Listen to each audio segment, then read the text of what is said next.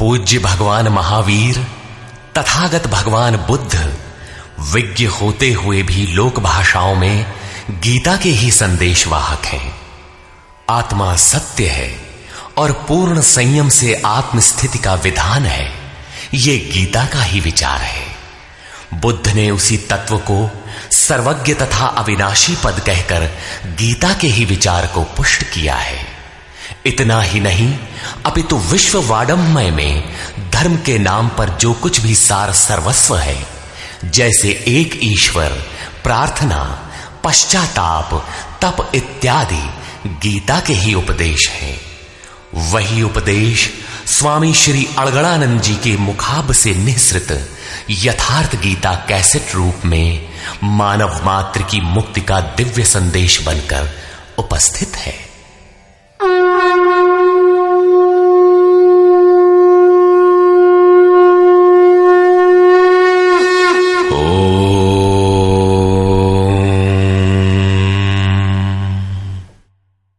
श्री परमात्मने नमः। यथार्थ गीता, श्रीमद्भगवत गीता, अथ पंचमो अध्यायः। अध्याय 3 में अर्जुन ने प्रश्न रखा था कि भगवान, जब ज्ञान योग आपको श्रेष्ठ मान्य है तो आप मुझे भयंकर कर्मों में क्यों लगाते हैं? अर्जुन को निष्काम कर्म योग की अपेक्षा ज्ञान योग कुछ सरल प्रतीत हुआ लगता है, क्योंकि ज्ञान योग में हारने पर देवत्व और विजय में महामहिम स्थिति, दोनों ही दशाओं में लाभ ही लाभ प्रतीत हुआ। किंतु अब तक अर्जुन ने भली प्रकार समझ लिया था कि दोनों ही मार्गों में कर्म तो करना ही पड़ेगा। योगेश्वर उसे संशय रहित होकर तत्वदर्शी महापुरुष की शरण लेने के लिए भी प्रेरित करते हैं, क्योंकि समझने के लिए वही एक स्थान है। अतः दोनों मार्गों में से एक चुनने से पूर्व उसने निवेदन किया। अर्जुन उवाच।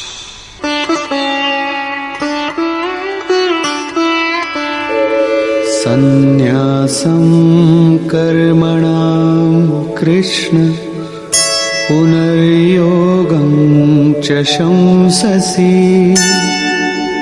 यच्छ्रेय एतयोरेकं तन्मे ब्रूहि सुनिश्चितम्। हे श्री कृष्ण, आप कभी संन्यास माध्यम से किए जाने वाले कर्म की और कभी निष्काम दृष्टि से किए जाने वाले कर्म की प्रशंसा करते हैं। इन दोनों में से एक जो भली प्रकार आपका निश्चय किया हुआ हो, जो परम कल्याणकारी हो, उसे मेरे लिए कहिए।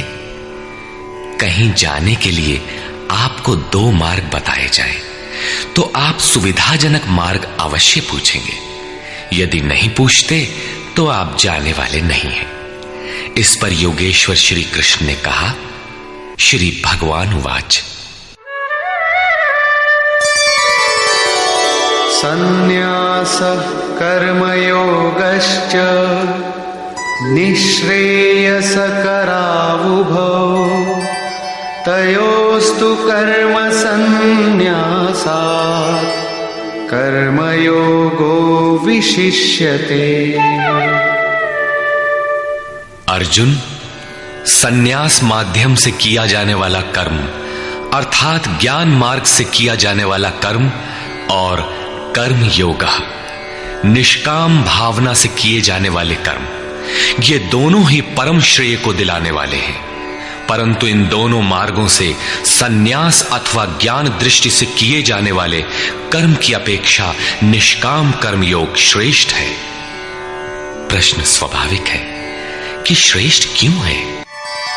ज्ञेयः स नित्य सन्न्यासी यो न द्वेष्टि न कांक्षति निर्द्वन्द्वो हि महाबाहो सुखं बन्धात् प्रमुच्यते।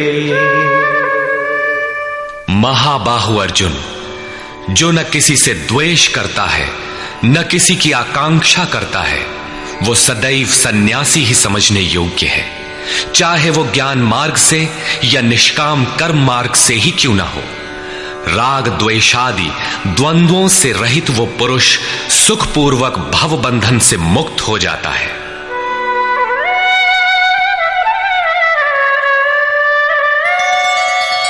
सांख्ययोगौ पृथग् बालाः प्रवदन्ति न पंडिताः एकमप्यास्थितः सम्यग् उभयोर्विन्दते फलम्।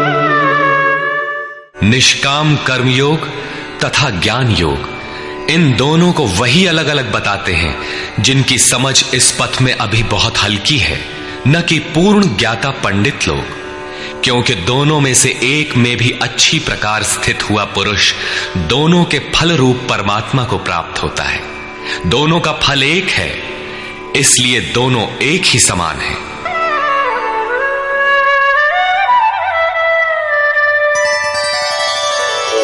यत् सांख्यैः प्राप्यते स्थानम् तद्योगैरपि गम्यते एकं सांख्यं च योगं च यः पश्यति स पश्यति। जहां सांख्य दृष्टि से कर्म करने वाला पहुंचता है, वहीं निष्काम माध्यम से कर्म करने वाला भी पहुंचता है। इसलिए जो दोनों को फल की दृष्टि से एक देखता है, वही यथार्थ जानने वाला है। जब दोनों एक ही स्थान पर पहुंचते हैं, तो निष्काम कर्मयोग विशेष क्यों? श्री कृष्ण बताते हैं,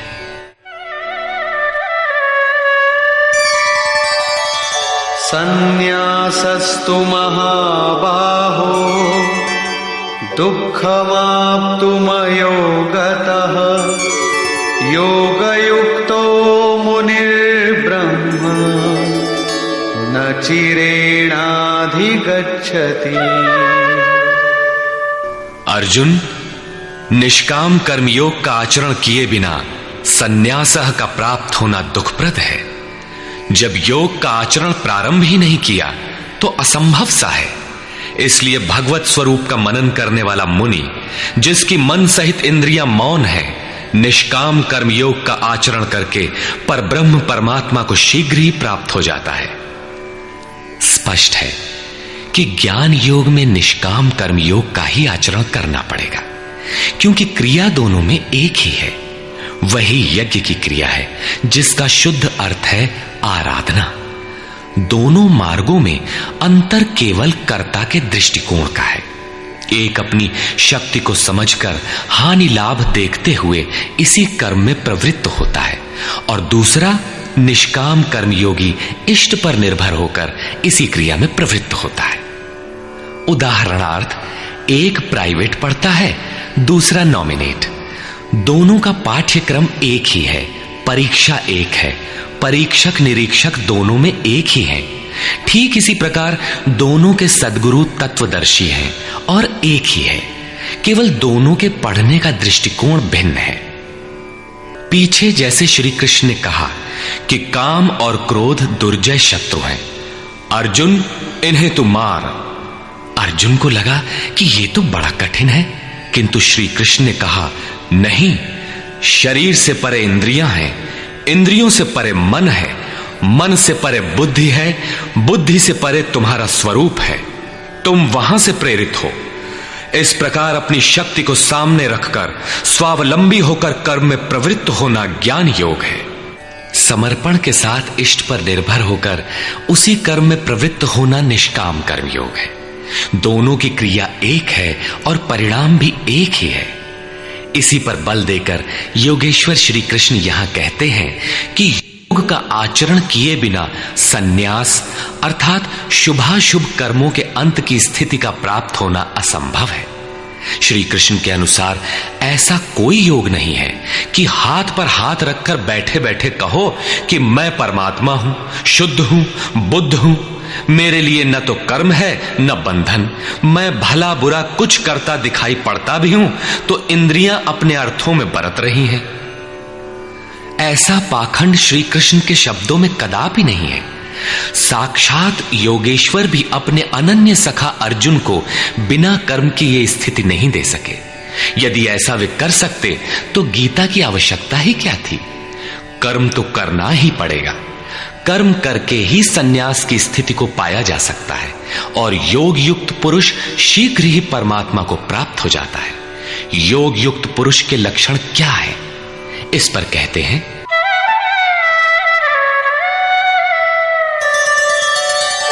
योगयुक्तो विशुद्धात्मा विजितात्मा जितेन्द्रियः सर्वभूतात्मा भूतात्मा कुर्वन्नपि न लिप्यते।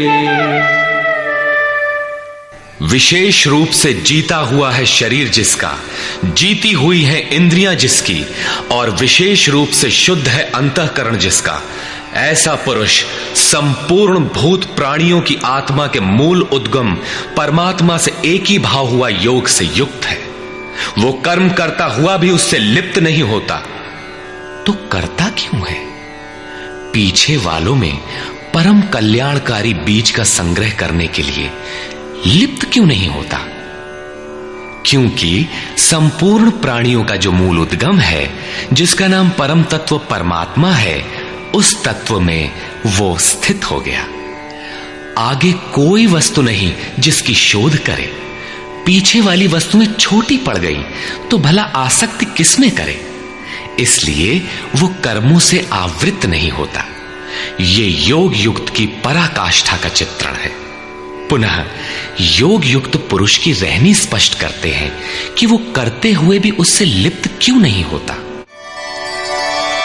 नैव किंचित करोमीति युक्तो मन्येत तत्त्ववित् पश्यन् शृण्वन् स्पृशन् जिघ्रन् अश्नन् गच्छन् स्वपन् श्वसन् प्रलपन् विसृजन् गृह्णन् उन्मिषन् निमिषन्नपि इन्द्रियाणीन्द्रियार्थेषु वर्तन्त इति धारयन्।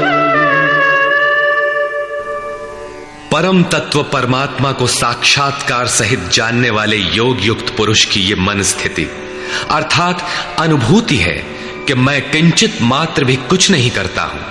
ये उसकी कल्पना नहीं, बल्कि ये स्थिति उसने कर्म करके पाई है। अब प्राप्ति के पश्चात वो सब कुछ सुनता हुआ, स्पर्श करता, सूंघता, भोजन करता, गमन करता, सोता, श्वास लेता, त्याग करता, ग्रहण करता, आंखों को खोलता और मीचता हुआ भी इंद्रियां अपने अर्थों में बरतती हैं। ऐसी धारणा वाला होता है परमात्मा से बढ़कर कुछ है ही नहीं, और जब उसमें वो स्थित ही है तो उससे बढ़कर किस सुख की कामना से वो किसी का स्पर्श इत्यादि करेगा। यदि कोई श्रेष्ठ वस्तु आगे होती तो आसक्ति अवश्य रहती, किंतु प्राप्ति के बाद अब और आगे जाएगा कहां और पीछे त्यागेगा क्या? इसलिए योग युक्त पुरुष लिप्त नहीं होता। इसी को एक उदाहरण के माध्यम से प्रस्तुत करते हैं। ब्रह्मण्याधाय कर्माणि संगं त्यक्त्वा करोति यः लिप्यते न स पापेन पद्मपत्रमिवाम्भसा। कमल कीचड़ में होता है, उसका पत्ता पानी के ऊपर तैरता है, लहरें रात दिन उसके ऊपर से गुजरती हैं, किंतु आप पत्ते को देखें, सूखा मिलेगा। जल की एक बूंद भी उस पर टिक नहीं पाती। कीचड़ और जल में रहते हुए भी वो उससे लिप्त नहीं होता। ठीक इसी प्रकार जो पुरुष सब कर्मों को परमात्मा में विलय करके साक्षात्कार के साथ ही कर्मों का विलय होता है, इससे पूर्व नहीं। आसक्ति को त्याग करके अब आगे कोई वस्तु नहीं, अतः आसक्ति नहीं रहती, इसलिए आसक्ति को त्याग कर कर्म करता है। वो भी इसी प्रकार लिप्त नहीं होता। फिर वो करता क्यों है? आप लोगों के लिए, समाज के कल्याण साधन के लिए, पीछे वालों के मार्गदर्शन के लिए इसी पर बल देते हैं। कायेन मनसा बुद्ध्या केवलैरिन्द्रियैरपि योगिनः कर्म कुर्वन्ति संगम त्यक्त्वात्मशुद्धये। योगी जन केवल इंद्रिय, मन, बुद्धि और शरीर द्वारा भी आसक्ति त्याग कर आत्मशुद्धि के लिए कर्म करते हैं। जब कर्म ब्रह्म में विलय हो चुके तो क्या अब भी आत्मा अशुद्ध ही है? नहीं, वे सर्वभूतात्म भूतात्मा हो चुके हैं। संपूर्ण प्राणियों में वे अपनी ही आत्मा का प्रसार पाते हैं। उन समस्त आत्माओं की शुद्धि के लिए, आप सबका मार्गदर्शन करने के लिए वे कर्म में बरतते हैं। शरीर, मन, बुद्धि तथा केवल इंद्रियों से वो कर्म करता है। स्वरूप से वो कुछ भी नहीं करता, स्थिर है। बाहर से वो सक्रिय दिखाई देता है, किंतु भीतर उसमें असीम शांति है। रस्सी जल चुकी, मात्र ऐंठन आकार शेष है, जिससे बंध नहीं सकता। युक्तः कर्म फलं त्यक्त्वा शान्तिमाप्नोति नैष्ठिकीम् अयुक्तः कामकारेण फले सक्तो निबध्यते। योग युक्त अर्थात योग के परिणाम को प्राप्त पुरुष जो सब प्राणियों के आत्मा के मूल परमात्मा में स्थित है, ऐसा योगी कर्म के फल को त्याग कर, कर्मों का फल परमात्मा उससे भिन्न नहीं है, इसलिए अब कर्म फल को त्याग कर नैष्ठिकीम शांतिम आपनोति, शांति की अंतिम अवस्था को प्राप्त होता है, जिसके आगे कोई शांति शेष नहीं है, जिसके पश्चात वो कभी अशांत नहीं होता। किंतु अयुक्त पुरुष जो योग के परिणाम से युक्त नहीं है, अभी रास्ते में है, ऐसा पुरुष फल में आसक्त हुआ।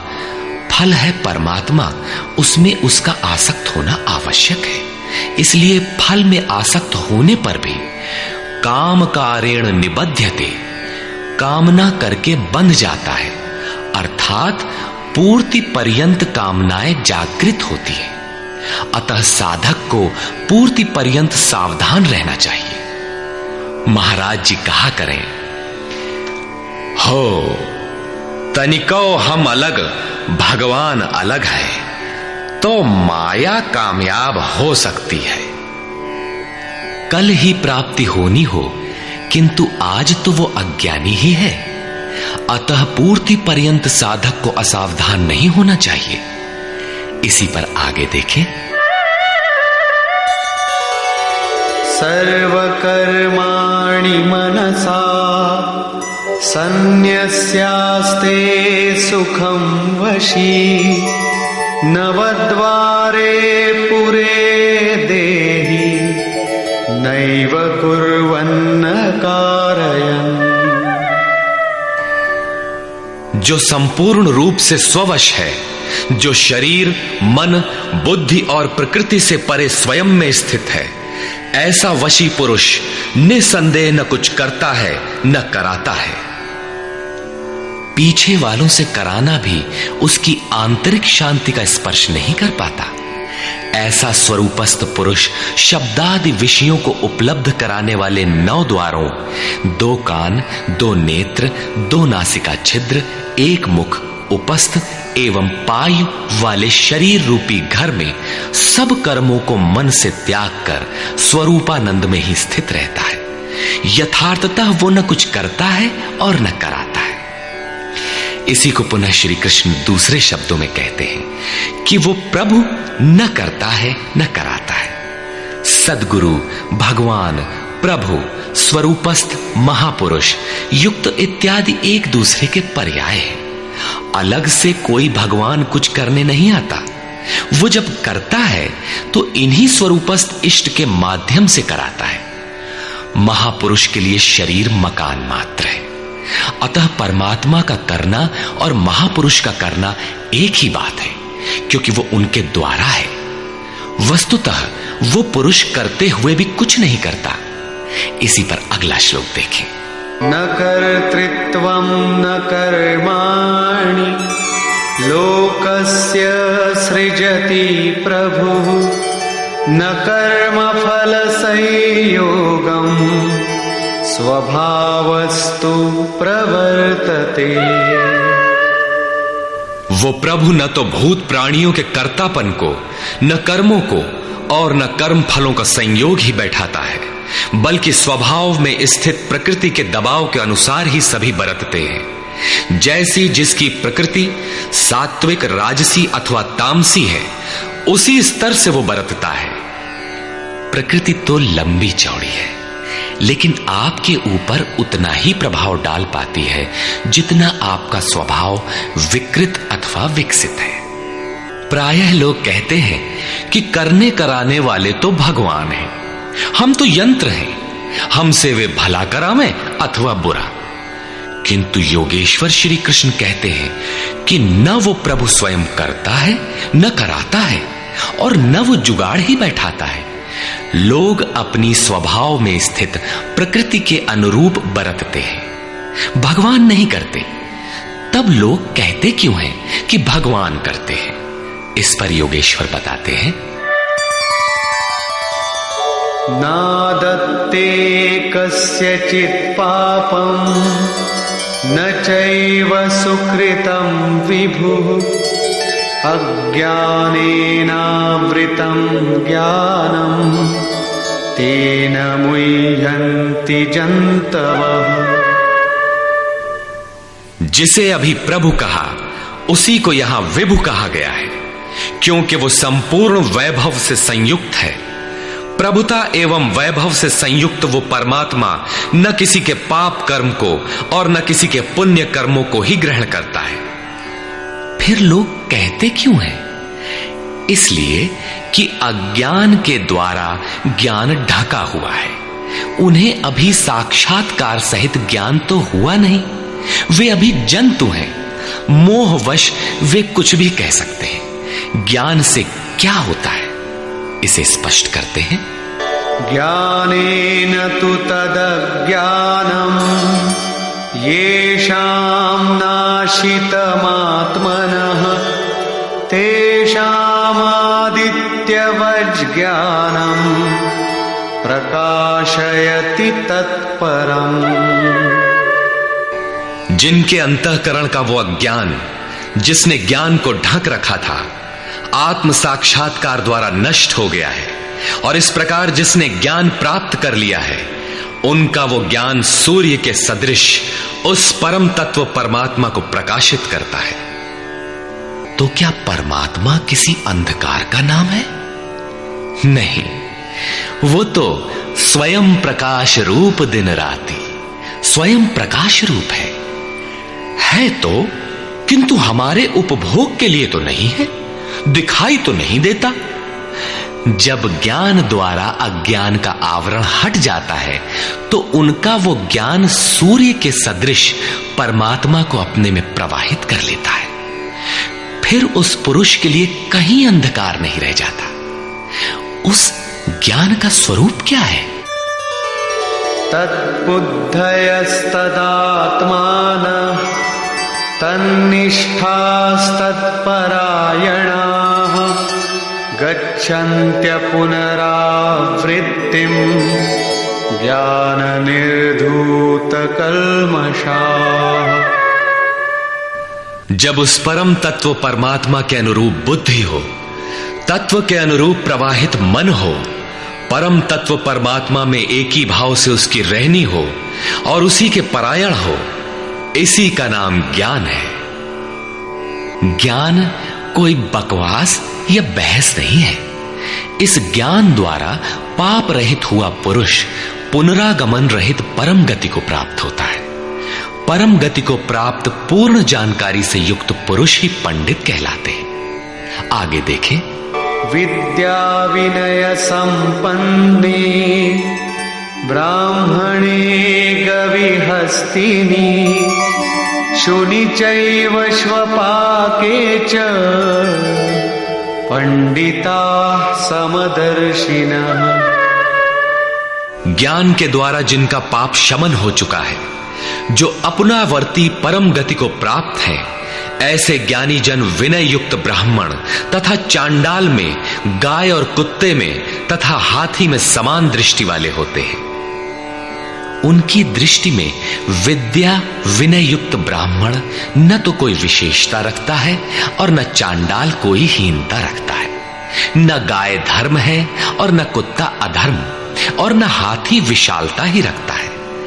ऐसे पंडित ज्ञाता जन समदर्शी और समवर्ती होते हैं। उनकी दृष्टि चमड़ी पर नहीं रहती, बल्कि आत्मा पर पड़ती है। अंतर केवल इतना है, विद्या विनय संपन्न स्वरूप के समीप है और शेष कुछ पीछे है। कोई एक मंजिल आगे है तो कोई पिछले पड़ाव पर। शरीर तो वस्त्र है। उनकी दृष्टि वस्त्र को महत्व नहीं देती, अपितु उनके हृदय में स्थित आत्मा पर पड़ती है। इसलिए वे कोई भेद नहीं रखते। श्री कृष्ण ने पर्याप्त गो सेवा की थी। उन्हें गाय के प्रति गौरवपूर्ण शब्द कहना चाहिए था, किंतु उन्होंने ऐसा कुछ भी नहीं कहा। श्री कृष्ण ने गाय को धर्म में कोई स्थान नहीं दिया। उन्होंने केवल इतना माना कि अन्य जीव आत्माओं की तरह उसमें भी आत्मा है। गाय का आर्थिक महत्व जो भी हो, उसका धार्मिक वैशिष्ट्य परिवर्ती लोगों की देन है। श्री कृष्ण ने पीछे बताया कि अविवेकियों की बुद्धि अनंत शाखाओं वाली होती है, इसलिए वे अनंत क्रियाओं का विस्तार कर लेते हैं, जबकि निष्काम कर्म योग में अर्जुन निर्धारित क्रिया एक ही है, यज्ञ की प्रक्रिया आराधना। अपुनरावृत्ति वाला ऐसा महापुरुष उस विद्या विनय संपन्न ब्राह्मण, चांडाल, कुत्ते, हाथी और गाय सब पर समान दृष्टि वाला होता है, क्योंकि उसकी दृष्टि हृदय स्थित आत्म स्वरूप पर पड़ती है। ऐसे महापुरुष को परम गति में क्या मिला है और कैसे, इस पर प्रकाश डालते हुए योगेश्वर श्री कृष्ण बताते हैं। इहैव तैर्जितः सर्गो येषां साम्ये स्थितं मनः निर्दोषं हि समं ब्रह्म तस्माद् ब्रह्मणि ते स्थिताः। उन पुरुषों द्वारा जीवित अवस्था में ही संपूर्ण संसार जीत लिया गया, जिनका मन समत्व में स्थित है। मन के समत्व का संसार जीतने से क्या संबंध? संसार मिट ही गया तो वो पुरुष रहा कहां? श्री कृष्ण कहते हैं, निर्दोषम हि समम ब्रह्म। वो ब्रह्म निर्दोष और सम है। इधर उनका मन भी निर्दोष और सम स्थिति वाला हो गया। तस्मात् ब्रह्मणि ते स्थिताः। इसलिए वो ब्रह्म में स्थित हो जाता है। इसी का नाम अपुनरावर्ती परम गति है। ये कब मिलता है? जब संसार रूपी शत्रु जीतने में आ जाए। संसार कब जीतने में आता है? जब मन का निरोध हो जाए, समत्व में प्रवेश पा जाए, क्योंकि मन का प्रसार ही जगत है। जब वो ब्रह्म में स्थित हो जाता है, तब ब्रह्मविद का लक्षण क्या है, उसकी रहनी स्पष्ट करते हैं। न प्रहिष्येत् प्रियं प्राप्य नो द्विजेत् प्राप्य चाप्रियं स्थिरबुद्धिरसम्मूढो ब्रह्मविद् ब्रह्मणि स्थितः। उसका कोई प्रिय अप्रिय होता नहीं, इसलिए जिसे लोग प्रिय समझते हैं उसे पाकर वो हर्षित नहीं होता, और जिसे लोग अप्रिय समझते हैं, जैसा धर्मावलंबी चिन्ह लगाते हैं, उसे पाकर वो उद्वेगवान नहीं होता है। ऐसा स्थिर बुद्धि, असम्मूढ़, संशय रहित ब्रह्मविद, ब्रह्म से संयुक्त ब्रह्मवेत्ता, ब्रह्मणि स्थितः, परात्पर ब्रह्म में सदैव स्थित है। बाह्य स्पर्शेष्वसक्तात्मा विन्दत्यात्मनि यत् सुखम् स ब्रह्मयोगयुक्तात्मा सुखमक्षयमश्नुते। बाहर संसार के विषय भोगों में अनासक्त पुरुष अंतरात्मा में स्थित जो सुख है उस सुख को प्राप्त होता है। वो पुरुष ब्रह्म योग युक्त आत्मा, पर ब्रह्म परमात्मा के साथ मिलन से युक्त आत्मा वाला है। इसलिए वो अक्षय आनंद का अनुभव करता है, जिस आनंद का कभी क्षय नहीं होता। इस आनंद का उपभोग कौन कर सकता है? जो बाहर के विषय भोगों से अनासक्त है। तो क्या भोग बाधक हैं? भगवान श्री कृष्ण कहते हैं, ये हि संस्पर्शजा भोगा दुःखयोनय एव ते आद्यन्तवन्तः कौन्तेय न तेषु रमते बुधः। केवल त्वचा ही नहीं, सभी इंद्रियां स्पर्श करती हैं। देखना आंख का स्पर्श है, सुनना कान का स्पर्श है।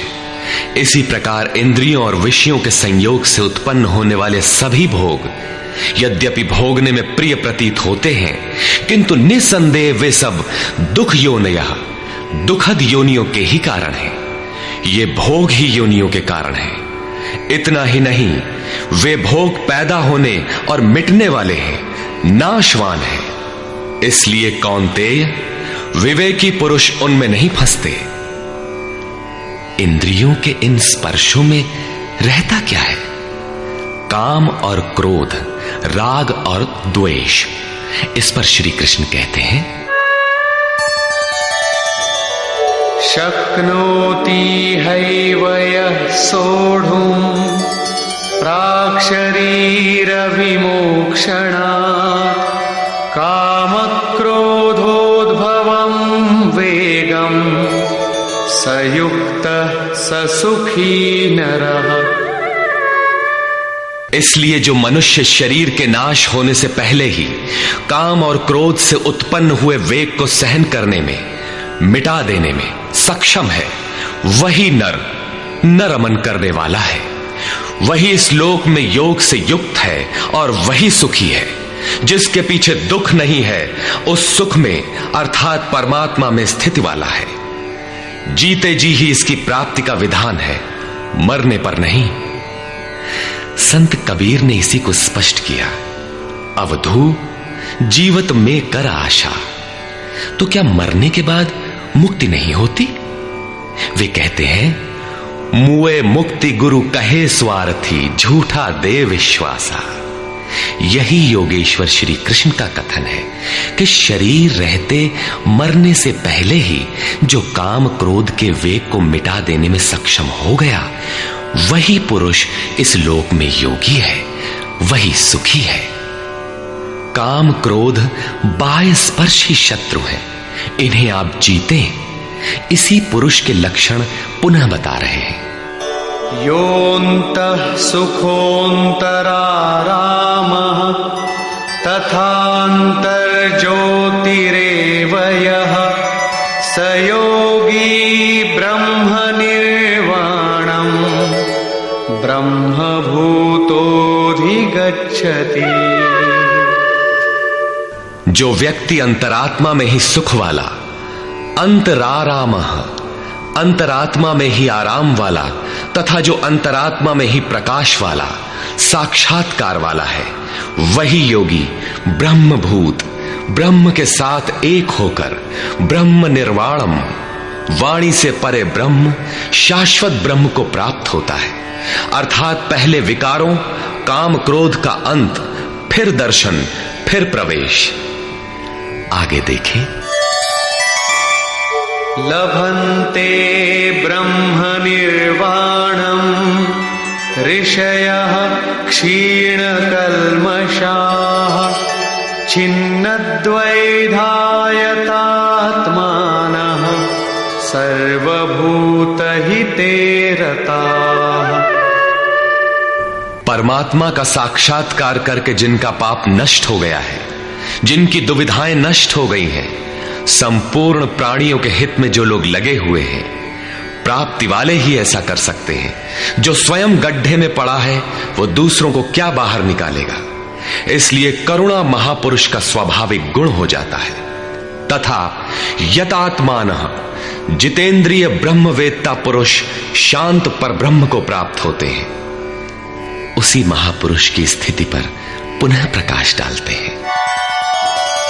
काम क्रोध वियुक्तानां यतीनां यतचेतसाम् अभितो ब्रह्म निर्वाणं वर्तते विदितात्मनाम्। काम और क्रोध से रहित जीते हुए चित्त वाले परमात्मा का साक्षात्कार किए हुए ज्ञानी पुरुषों के लिए सब ओर से शांत पर ब्रह्म ही प्राप्त है। बार बार योगेश्वर श्री कृष्ण उस पुरुष की रहनी पर बल दे रहे हैं जिससे प्रेरणा मिले। प्रश्न लगभग पूर्ण हुआ। अब वे पुनः बल देते हैं कि इस स्थिति को प्राप्त करने का आवश्यक अंग श्वास प्रश्वास का चिंतन है।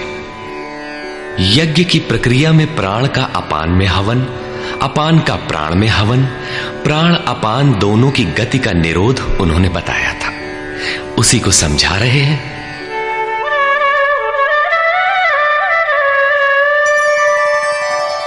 स्पर्शान् कृत्वा बहिर्बाह्यान् चक्षुश्चैवान्तरे भ्रुवोः प्राणापानौ समौ कृत्वा नासाभ्यन्तरचारिणौ यतेन्द्रियमनोबुद्धिः मुनिर्मोक्षपरायणः विगतेच्छाभयक्रोधो यः सदा मुक्त एव सः। अर्जुन, बाहर के विषयों दृश्यों का न चिंतन करते हुए उन्हें त्याग कर नेत्रों की दृष्टि को भ्रिकुटी के बीच में स्थिर करके, भ्रुवोः अंतरे का ऐसा अर्थ नहीं कि आंखों के बीच या भावों के बीच कहीं देखने की भावना से दृष्टि लगाएं। भ्रिकुटी के बीच का शुद्ध अर्थ इतना है कि सीधे बैठने पर दृष्टि भ्रिकुटी के ठीक मध्य से सीधे आगे बढ़े, दाहिने बाएं इधर उधर चकपक न देखें। नाक की डाणी पर सीधी दृष्टि रखते हुए नासिका के अंदर विचरण करने वाले प्राण और अपान वायु को सम करके, अर्थात दृष्टि तो वहां स्थिर करो और सुरत को श्वास में लगा दो कि कब श्वास भीतर गई, कितनी रुकी। लगभग आधा सेकंड रुकती है, प्रयास करके न रोकें। कब श्वास बाहर निकली, कितनी देर तक बाहर रही। श्वास में उठने वाली नाम ध्वनि सुनाई पड़ती रहेगी। इस प्रकार श्वास प्रश्वास पर जब सुरत टिक जाएगी तो धीरे धीरे श्वास अचल स्थिर ठहर जाएगी, सम हो जाएगी। न भीतर से संकल्प उठेंगे और न बाह्य संकल्प अंदर टकराव कर पाएंगे। बाहर के भोगों का चिंतन तो बाहर ही त्याग दिया गया था, भीतर भी संकल्प नहीं जागृत होंगे। सुरत एकदम खड़ी हो जाती है, तैल धारावत। तेल की धारा पानी की तरह टप टप नहीं गिरती, जब तक गिरेगी धारा ही गिरेगी। इसी प्रकार प्राण और अपान की गति एकदम सम स्थिर करके इंद्रियों, मन और बुद्धि को जिसने जीत लिया है, इच्छा, भय और क्रोध से रहित, मननशीलता की चरम सीमा पर पहुंचा हुआ मोक्ष परायण मुनि सदा मुक्त ही है। मुक्त होकर वो कहां जाता है, क्या पाता है, इस पर कहते हैं भोक्तारं यज्ञ तपसां सर्वलोकमहेश्वरं सुहृदं सर्वभूतानां ज्ञात्वा मां शान्तिमृच्छति। वो मुक्त पुरुष मुझे यज्ञ और तपों को भोगने वाला, संपूर्ण लोकों के ईश्वरों का भी ईश्वर, संपूर्ण प्राणियों का स्वार्थ रहित हितैषी, ऐसा साक्षात जानकर शांति को प्राप्त होता है। योगेश्वर श्री कृष्ण कहते हैं कि उस पुरुष के श्वास प्रश्वास के यज्ञ और तप का भोक्ता मैं हूं। यज्ञ और तप अंत में जिसमें विलय होते हैं वो मैं हूं, वो मुझे प्राप्त होता है। यज्ञ के अंत में जिसका नाम शांति है वो मेरा ही स्वरूप है। वो मुक्त पुरुष मुझे जानता है और जानते ही मुझे प्राप्त हो जाता है। इसी का नाम शांति है। जैसे मैं ईश्वरों का भी ईश्वर हूं, वैसे ही वो भी है। निष्कर्ष, इस अध्याय के आरंभ में अर्जुन ने प्रश्न किया कि कभी तो आप निष्काम कर्म योग की प्रशंसा करते हैं और कभी आप संन्यास मार्ग से कर्म करने की प्रशंसा करते हैं। अतः दोनों में एक को जो आपका सुनिश्चित किया हो, परम कल्याणकारी हो, उसे कहिए। श्री कृष्ण ने बताया, अर्जुन, परम कल्याण तो दोनों में है। दोनों में वही निर्धारित यज्ञ की क्रिया ही की जाती है। फिर भी निष्काम कर्मयोग विशेष है। बिना इसे किए संन्यास अर्थात शुभाशुभ कर्मों का अंत नहीं होता। संन्यास मार्ग नहीं, मंजिल का नाम है। योग युक्त ही सन्यासी है। योग युक्त के लक्षण बताए कि वही प्रभु है। वह न करता है न कुछ कराता है, बल्कि स्वभाव में प्रकृति के दबाव के अनुरूप लोग व्यस्त हैं। जो साक्षात मुझे जान लेता है वही ज्ञाता है, वही पंडित है। यज्ञ के परिणाम में लोग मुझे जानते हैं। श्वास प्रश्वास का जप और यज्ञ तप जिसमें विलय होते हैं, मैं ही हूं। यज्ञ के परिणाम स्वरूप मेरे को जानकर वे जिस शांति को प्राप्त होते हैं वह भी मैं ही हूं।